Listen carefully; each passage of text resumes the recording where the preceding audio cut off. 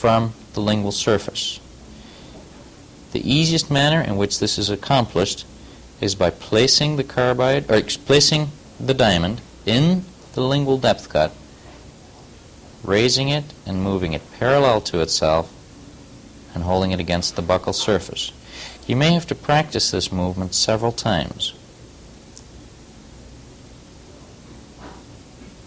Once satisfied that a parallel orientation has been obtained, proceed and place the buccal depth cut.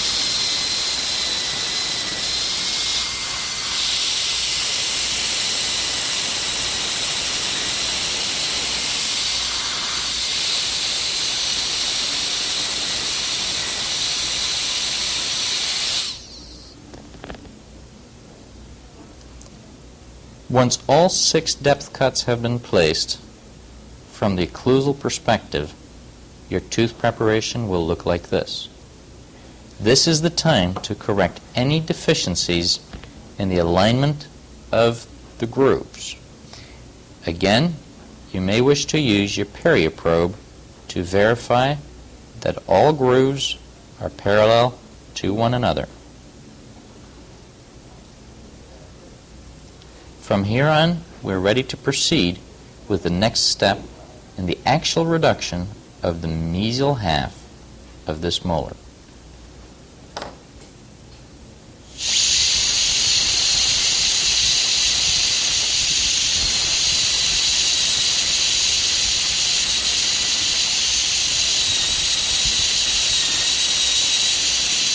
Note that sufficient time is allowed for the rotary instrument to create space for itself, and in one continuous motion the diamond is carried from the central to the mesiobuccal depth groove. In the interproximal area, more tooth structure needs to be reduced, so the movement in itself may be somewhat slower. Note that sufficient space is available for the rotary instrument to pass through, yet only a minimal chamfer equal to half the width of the rotary instrument will be placed. Rotary instrument is then carried all the way through the proximal surface, and in this manner clearance is obtained.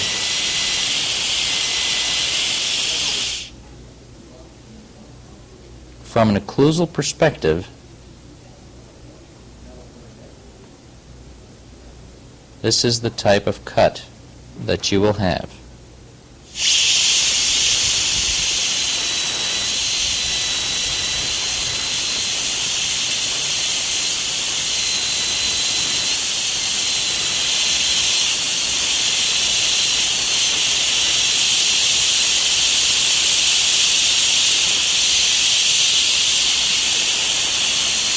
Several passes over the proximal chamfer may be required to smooth any small bumps or irregularities that may have been created during this reduction.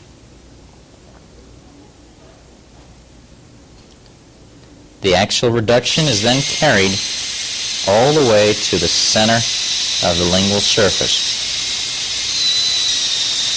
Note that the tip of the diamond faithfully follows the contour of the crest of the gingival tissues, and the chamfer is placed in one continuous motion.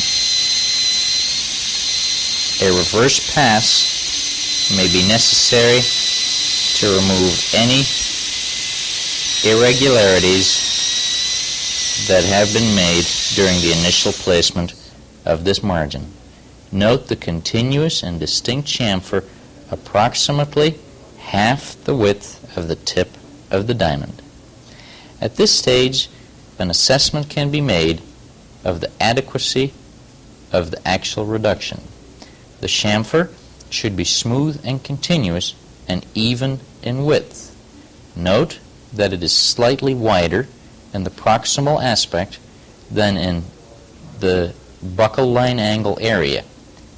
Some additional tooth reduction is necessary here. Similarly, the lingual chamfer appears possibly somewhat on the light side. Additional tooth reduction is required. After the adjustment has been made, note the even width of the completed chamfer. Once satisfied with the actual reduction, the distal reduction can be completed.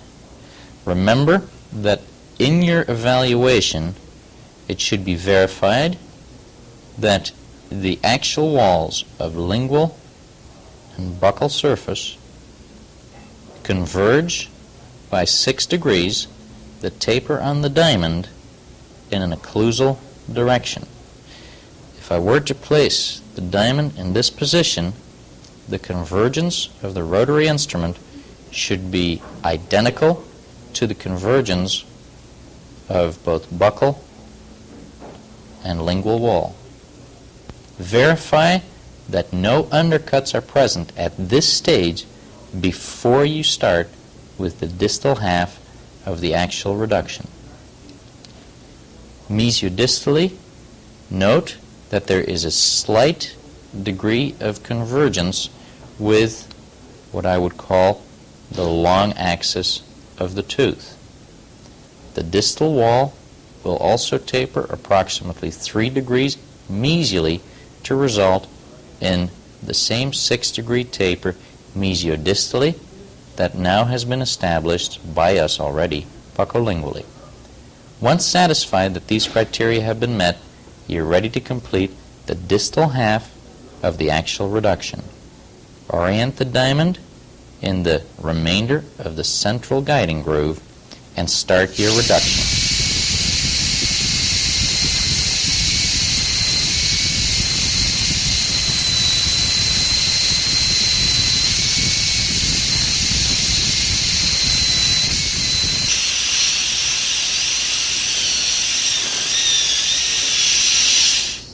Initially, it may be easier when you break proximal contact to retain a little island right in the area of the contact point and reserve this as the last procedure so you really have the opportunity to fully concentrate on it. In this case, carefully again place the diamond so it does not touch the adjacent tooth but will result in the chamfer half the width of the rotary instrument, and work your way through the interproximal contact area. Allow adequate time for the rotary instrument to make space for itself rather than force it through, since that likely will result in the diamond skipping onto the adjacent tooth.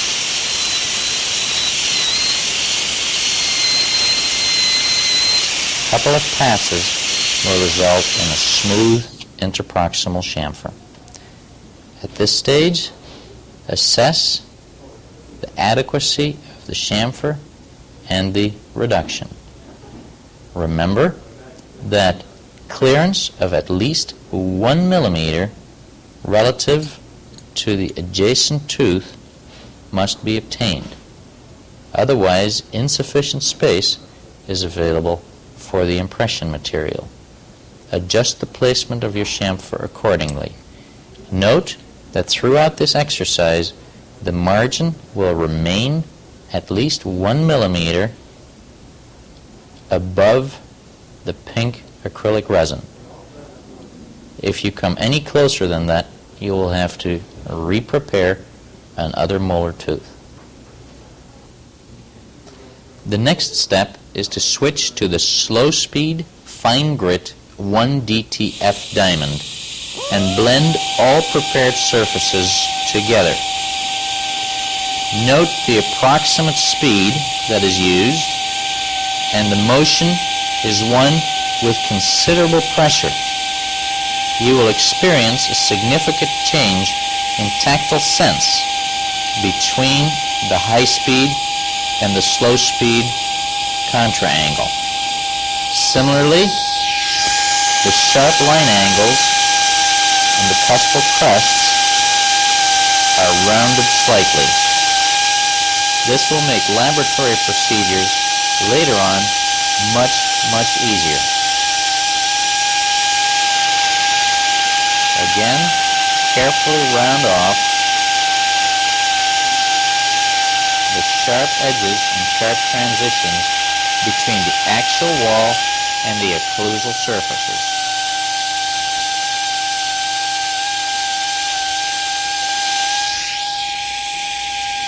Blend all areas together, and the last step of this, the last step that is completed with the 1DT fine grit diamond, is to finish the chamfer with this rotary instrument that has a slightly greater convexity at its tip than did the half DT with which the chamfer was originally placed. This will eliminate any areas of unsupported tooth enamel from the margin.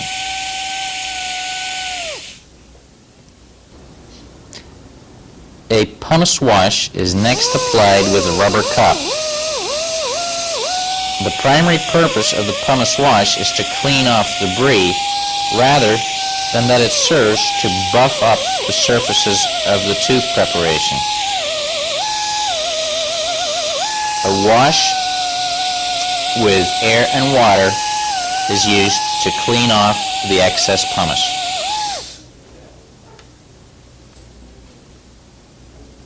The completed preparation is evaluated. At this stage, note that adequate occlusal clearance is present, not only in the occluded position, but also in the excursive movements. Do not forget to check the protrusive movement at this stage. The chamfer is evaluated. A proper chamfer will offer resistance against vertical displacement of the sharp explorer. Also, mesiodistally and buccolingually, it should be smooth and continuous. Any irregularities are removed at this stage with the slow-speed fine grit diamond. From the occlusal perspective, note that chamfer width is even circumferentially, and from the proximal view, note that no undercuts remain. Adequate clearance is present in the proximal marginal ridge areas, and at this stage, the tooth preparation for the complete gold veneer crown has been completed.